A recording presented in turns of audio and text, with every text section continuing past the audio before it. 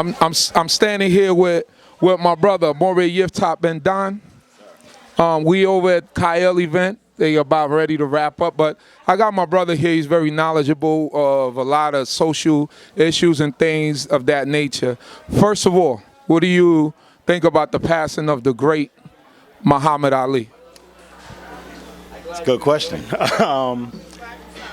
I think there needs to be more sports figures, people in entertainment who took the stand that he took and the time that he took it in, that he showed he was unwavering, and that it inspired individuals like myself and people of his generation to stand up to issues that they felt was wrong. So in him passing, I think it brings about awareness for people who maybe didn't know about him or wasn't as aware of the things that he stood up for, and that it may inspire current entertainers such as himself to do like he did and stand up for social issues happening today.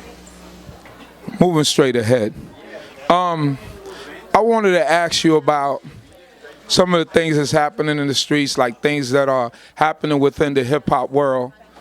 What do you think about the whole Afrika Bambaataa situation? Afrika Bambaataa in particular, I think they associate that with hip-hop, but unfortunately he's his own man. What he did, if he's proven guilty and things of that nature, then that's irreprehensible, and I hope he gets what he deserves for that. But as far as associating that with hip-hop, what he did in hip-hop shouldn't be associated with that, because a lot of times what people do, that was something immoral. Hip-hop has nothing to do with anything being done immoral in that nature. He didn't glorify that, he didn't speak of it, but unfortunately a lot of times when they see hip-hop and they see somebody did something wrong, they automatically want to magnify the negative and say, oh, listen, this is what somebody in hip-hop did, as opposed to the fact of just saying that this is one man who did something and that was solely for itself. But for hip-hop, he did great things for his time. And you know, Zulu Nation, they took hip-hop, they gave it that platform that it needed to get to, so where it's at today. But as far as the other stuff, I think one is totally separate from the other. All right, staying right in that vein, something more current as far as the Troy Ave situation. What do you think about that whole debacle and what happened in that situation? What is your opinion on it? Again, they look for controversy. You know, hip-hop started off with battle rap. And there's nothing wrong with that because it's competition. The unfortunate part is when it gets beyond competition and it escalates to something more. So as far as what's happening with Troy Ave and that whole situation and, you know, Joey Badass and that stuff, I think it's good for hip-hop as far as competition goes.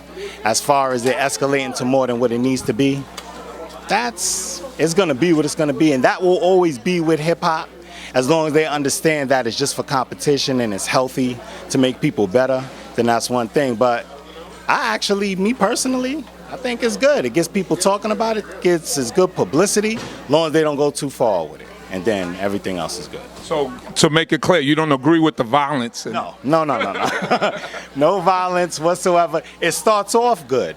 It's when people take it to another level. But I understand there were some things that were said that some people crossed some lines. And again, whether it's associated with hip hop or not, there's certain lines that shouldn't be crossed. So I don't agree with that, but I understand, you know, hip hop, that's what they do. And that's been going on in hip hop for quite some time as far as the competition part. So what do you think about the whole Lil Kim issue now that she bleached her skin and she doesn't want to look like her natural self anymore? What do you, a brother like you, knowledgeable brother, intelligent in many things, what is your opinion on that? Okay.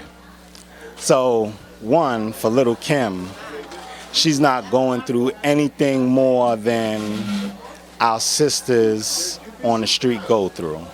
Our sisters are suffering from being told that they're ugly, they're nothing more than bees and hoes and things of that nature. And from what I heard from what she said, she was being told that in a relationship that she was in. And that's unhealthy.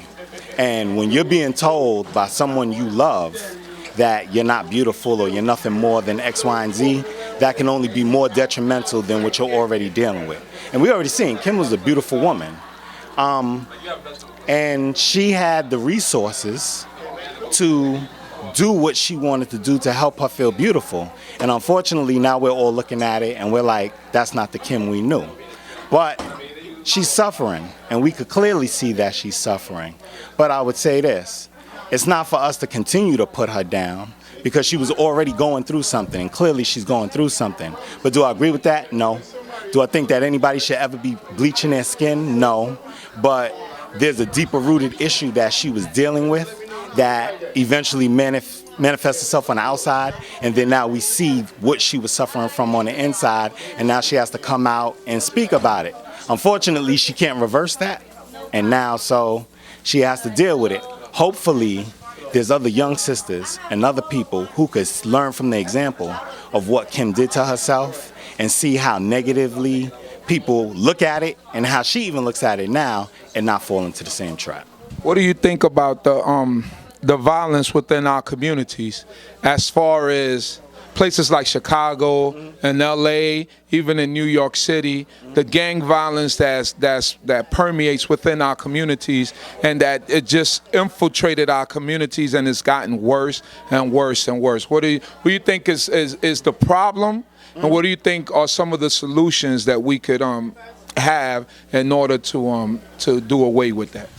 Okay, so I'm going to speak about it in a reverse. Solution is awareness.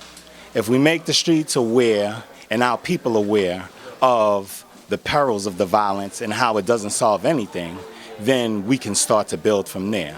As far as why it's in our communities, I will not let NYPD, Chicago PD, LAPD, or any PD across the nation off on their responsibility, as taxpayers pay the money for them to protect our communities and allow these things to go on. They put in jail who they want to put in jail, and they stop the people that they want to stop. And the people that they don't stop, they allow it to go on. Now, a lot of times they put it on us and they say we're shooting at each other and we're stopping each other from doing our jobs, but who brings the drugs into the community? Who brings the guns into the community? I don't know. In 2016, I don't know any black people making guns. I don't know any manufacturers that stop and say, oh, in the hood, that's where they're making guns over there, and that's where they go get their guns. They bring in drugs into the country illegally. They have guns in the country that they're selling to anybody that they make it easily accessible for them to use, and then they let us shoot at each other and kill one another, and then they point the finger at us and say that it's our fault. Okay, do we have some blame? Yeah, we do. But as taxpayers, do they have some blame also? Of course they do. They have to make themselves put processes in place that would not allow crime to be at that level in our communities. As far as us, we have to bring about a level of awareness to stop and say, hey, listen, this is not how you solve your problems, and this is not what you need to do in order to get past certain things. But the nexus, there's no confusion about what it is. When you have poverty, when you have people who are starving, people who need jobs, people who are suffering from below average economic conditions, what's going to happen? Crime.